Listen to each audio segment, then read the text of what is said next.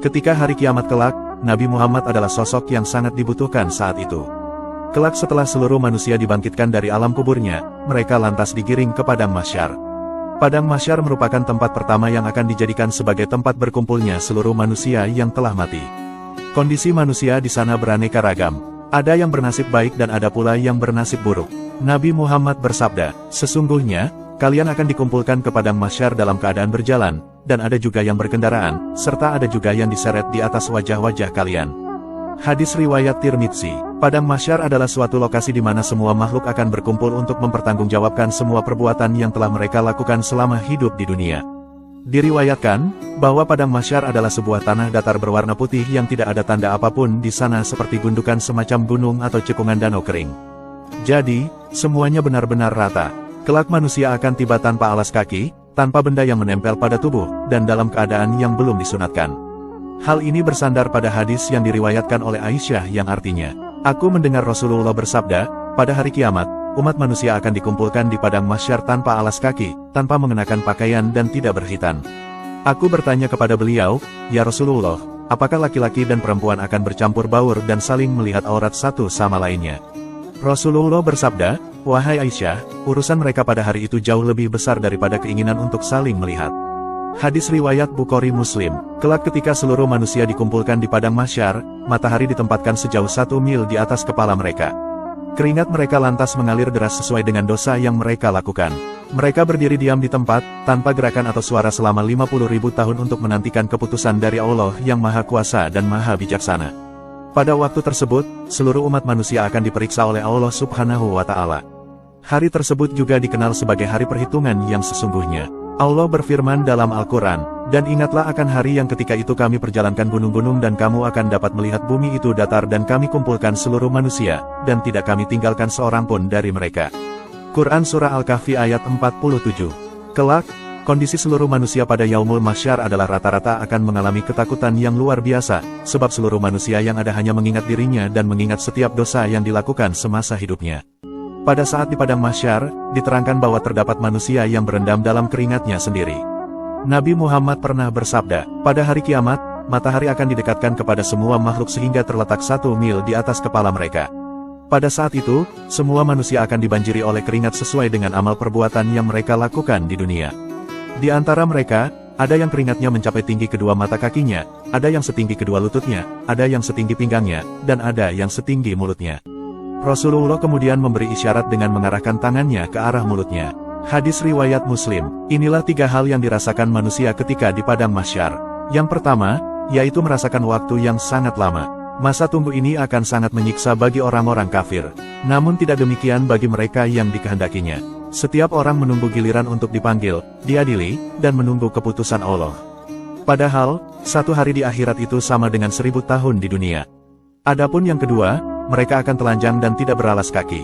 Di Padang Mahsyar, manusia tidak mengenakan sehelai kain pun, tidak beralas kaki dan dalam keadaan belum dihitan. Dalam kondisi semacam ini, tidak mungkin bisa saling melihat satu sama lain sebab semuanya sibuk dengan urusan-urusannya masing-masing. Adapun yang ketiga, yaitu merasakan teriknya matahari karena sangat dekat.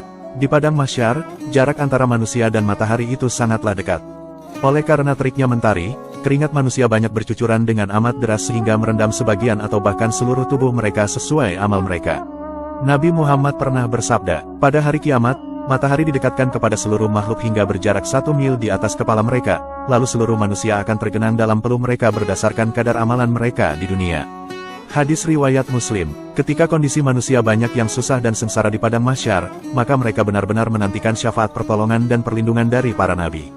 Namun, dari para nabi baik Nabi Adam, Nabi Nuh, Nabi Ibrahim, dan Nabi Isa pun angkat tangan saat dimintai syafaat oleh orang-orang mukmin di Padang Mahsyar. Dikisahkan, kelak ada sekelompok manusia beriman berinisiatif mendatangi Nabi Adam dengan suatu permohonan. "Wahai Nabi Adam, engkau adalah bapa segala manusia dan tercipta dengan kekuasaan Allah. Mohonkan kepada Allah agar mempercepat proses ini dan meringankan beban kita ini." Namun Nabi Adam menjawab, "Aku tidak berani berbicara di hadapan Allah karena waktu dahulu pernah bersalah sehingga dikeluarkan dari surga. Saat ini aku hanya berpikir untuk diriku." Nabi Adam kemudian mengarahkan agar manusia mendatangi Nabi Nuh sebagai Rasul pertama. Manusia kemudian mendatangi Nabi Nuh dan berkata, "Wahai Nabi Nuh, mohonlah kepada Allah agar mempercepat proses ini. Namun Nabi Nuh menjawab, aku tidak berani berbicara di hadapan Allah saat ini karena dulu aku pernah bermohon agar Allah menenggelamkan penduduk bumi sehingga banjir melanda. Nabi Nuh juga merasa bersalah dan malu berbicara kepada Allah, beliau hanya mengarahkan agar para manusia menghadap Nabi Ibrahim sebagai kekasih Allah. Kemudian para manusia menghadap Nabi Ibrahim. Ternyata, Nabi Ibrahim juga tidak bisa memberi syafaat pertolongan, beliau mengaku pernah bersalah karena pernah mengaku telah berdusta 3 kali. Jadi, Nabi Ibrahim tidak bisa memberi syafaat dan mengarahkan manusia kepada Nabi Musa yang pernah berdialog langsung dengan Allah. Namun, Nabi Musa juga tidak bisa karena pernah melakukan pembunuhan yang tidak semestinya. Beliau tidak sengaja hanya melakukan pukulan sedikit tanpa berniat membunuh, ternyata orang itu mati.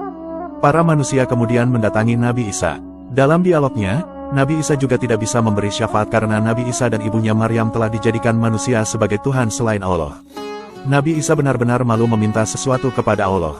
Ketika tidak ada satupun Nabi yang bisa memberi syafaat kepada manusia, kelak di padang mahsyar mereka akan mendatangi Nabi Muhammad sebagai penutup para Nabi. Ternyata, Nabi Muhammad adalah satu-satunya Nabi yang bersedia dan mau memberikan syafaat kepada orang-orang yang beriman.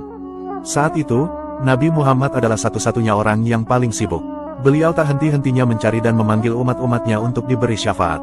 Ketika orang-orang mukmin sudah berkumpul, Nabi lantas bersujud di bawah arsy seperti orang sholat. Kemudian, terdengarlah suara tanpa rupa, angkat kepalamu wahai Muhammad, jika kamu meminta sesuatu maka aku berikan, dan jika kamu meminta syafaat ini maka aku serahkan.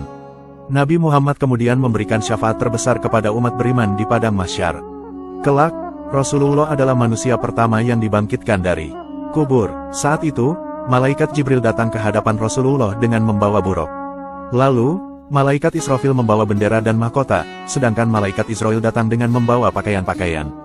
Rasulullah kelak menjadi satu-satunya Nabi yang menyanggupi permintaan dari para mukmin untuk memberikan syafaat. Bahkan, ketika sudah berada di dalam surga sekalipun beliau masih sibuk memikirkan umatnya dengan terus memohon kepada Allah agar bisa menolong umatnya. Rasulullah memang Rasul yang sangat memperhatikan keselamatan para umatnya. Bahkan saat diberikan pilihan oleh Allah antara memilih separuh umatnya masuk surga dengan syafaat, maka Rasulullah tetap memilih syafaat. Sebab, cakupan syafaat itu lebih luas dan menjadi hak setiap muslim yang beriman. Inilah 3 syarat untuk mendapatkan syafaat Nabi Muhammad di akhirat kelak. Syarat yang pertama, yaitu meninggal dalam keadaan tidak menyekutukan Allah. Nabi Muhammad pernah bersabda, aku bersaksi kepada kalian, bahwa syafaatku diperuntukkan bagi setiap muslim yang meninggal dalam keadaan tidak menyekutukan Allah dengan apapun. Hadis riwayat Abu Daud. Adapun syarat yang kedua, yaitu meninggal membawa keimanan walau sebesar biji sawi. Adapun syarat yang ketiga, yaitu meninggal dalam keadaan mengucapkan kalimat thayyibah atau kalimat tauhid dengan ikhlas. Nabi Muhammad pernah bersabda, aku bersujud ketiga kalinya dan disampaikan kepadaku jawaban yang sama. Setelah itu, aku mengangkat kepala dan memohon lagi, umatku. Lalu disampaikan kepadaku, engkau berhak menolong orang yang mengucap la ilaha illallah dengan ikhlas. Hadis riwayat Abu Ya'la. Itulah sepak terjang seorang Rasulullah saat hari akhir nanti. Sungguh, beliaulah manusia paling sibuk dan paling peduli dengan keselamatan umatnya di akhirat kelak.